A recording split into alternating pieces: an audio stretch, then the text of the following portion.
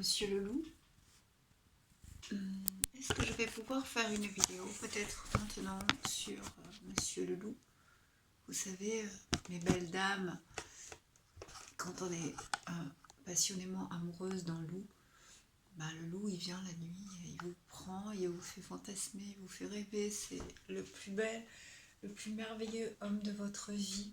Quand soudain il apparaît en pleine lune, se transforme en loup et vous échangez avec lui le meilleur. Et puis ensuite, rassasié de votre énergie, il s'en va la partager avec d'autres. Même si il vous garde un peu au fond du cœur finalement. Donc je dis ça, c'est peut-être aussi mon expérience personnelle, mais je sais que nous sommes plein de femmes à nous perdre dans l'amour total pour un homme. Donc mesdames, je vous en prie, gardez le contrôle sur vous-même, développez votre créativité, n'attendez rien d'un homme, soyez vous-même le masculin idéal que vous projetez sur votre amoureux, parce qu'au moins vous ne pourrez jamais être déçu que de vous-même. Tandis que quand on attend trop d'un homme, finalement, on est toujours déçu. Et voilà, ce n'est pas sa responsabilité, c'est la nôtre, puisque pourquoi attendre de quelqu'un d'autre si nous-mêmes, vous voyez ce que je veux dire, dans nos concepts judéo-chrétiens, la femme était soumise à l'homme, la femme a toujours été, si l'homme n'est pas là, mince, elle ne peut plus rien faire. Y a quand même un esprit vrai, conquérant, séducteur, aventurier d'un homme idéal qu'on a toutes dans le cœur et celle qui nous fait vraiment tomber amoureuse de lui et avec qui on partage beaucoup. Et en même temps, nous, on lui donne son assurance, l'amour, le réconfort dont il a besoin et dont nous-mêmes on a besoin. Quand on est dans les bras l'un de l'autre, on est vachement bien et c'est vraiment le top. Mais ensuite, peut-être lui-même nous apprend à nous détacher pour ne pas s'oublier, ne pas se confondre, ne pas s'oublier, parce que sinon, faire attention dans la relation où chacun on s'attire comme ça, on partage et puis après hop, on se défait, parce que sinon on fait plus rien. Et après, il faut faire attention, pas se faire non plus vampiriser, dans le sens où l'autre, par contrôle sur vous, par jalousie, possession, ou je ne sais qu'est-ce qui se passe dans la tête du masculin, mais peut-être peut vous manipuler et vous contrôler. Là, dans ce cas, nous tombons dans la perversion, n'est-ce pas? Et pas dans l'échange.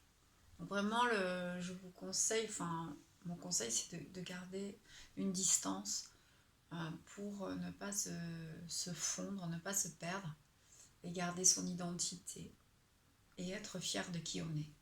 Regarder tout le parcours qu'on a accompli dans sa vie, faire un bilan, voir aussi la relation, ce qu'elle nous a apporté, ce qu'elle nous apporte, et puis surtout garder cet amour, le faire fleurir en nous-mêmes, parce que l'autre vit en nous et vice-versa en fait. Je parle dans le parcours des flammes jumelles, hein. Je ne parle pas dans les âmes sœurs, parce que les âmes sœurs, ce sont des miroirs qui nous font travailler là où le bas blesse, là où on n'a pas voulu guérir quelque chose. L'âme sœur, c'est votre miroir, donc elle va vous titiller sur ce qui ne va pas jusqu'à ce que vous explosiez et que vous retrouviez la part de vous-même blessée et la guérir. Tandis que les flammes jumelles, elles se complètent. Elles tourbillonnent comme ça autour des roues de chakra, autour des arbres de séphiro-kabbalistiques. Donc, les flammes jumelles, elles se contactent d'abord avec l'esprit et le cœur, et ensuite, quand tout est accompli et guéri, elles se fusionnent et se réunissent dans la matière. Mais à chaque fois, il y a un énorme travail sur soi, la relation avec l'autre et le pardon. C'est la condition, c'est le chemin des flammes jumelles pour nous tous. Voilà, donc après, on traverse à chaque fois les problématiques à soigner. Et nous, justement, les femmes, voilà, ce côté masculin en nous va réveiller le côté entrepreneur, le côté autonomie, le côté allez, je fonce, j'y vais, j'ai plus peur. Tandis que lui, le masculin, il va prendre dans le côté féminin sa sensibilité, son ouverture au spirituel, euh, voilà, son cœur d'enfant, il va se mettre à rêver, il va peut-être aussi moins penser au matériel, ce qui prend beaucoup de temps. Vous voyez, parce que la féminine, elle va chercher, elle connecte les guérisons, elle connecte le spirituel, et le masculin, lui, il ancre dans la matière. Et après, au fur et à mesure de l'équilibrage, les deux trouvent tout en s'aimant, ils trouvent aussi leur indépendance et leur autonomie. Donc en fait, après, ils partagent en fait un amour inconditionnel. Voilà, mais ça c'est le parcours, parce qu'après ça prend beaucoup son temps, vu nous sommes dans une densité terrestre énorme, hein, nous sommes vraiment bloqués par des énergies très denses, très lourdes, un peu pétrolières dans cette matière, dans le fer, dans la matière, dans la matière. Et là, on a aussi toutes les vicissitudes de l'ego et la matière. L'ego qui veut contrôler, qui est jaloux, possessif, aussi bien le féminin que le masculin.